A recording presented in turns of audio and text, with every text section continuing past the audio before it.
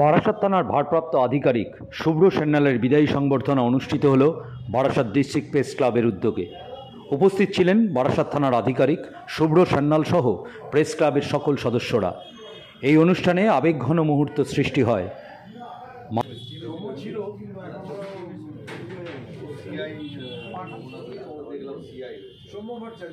মানস চক্রবর্তী ও রত্না দাসের গানে অনুষ্ঠানটি একটি অন্য মাত্রা পায়। बने चाहे दुश्मन जमाना हमारा, सलामत रहे दोस्ताना हमारा। बने चाहे दुश्मन जमाना हमारा, सलामत रहे दोस्ताना हमारा।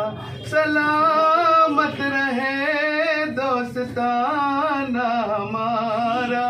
बने चाहे दुश्मन जमाना हमारा, सलामत रहे दोस्ताना हमारा। যখনই এই সময়েও যখনই আসবেন একটু আমাদের প্রেস ক্লাবে ঘুরে যাবেন, এই আবদার আমাদের সবসময় থাকবে। বিপদ হন্তা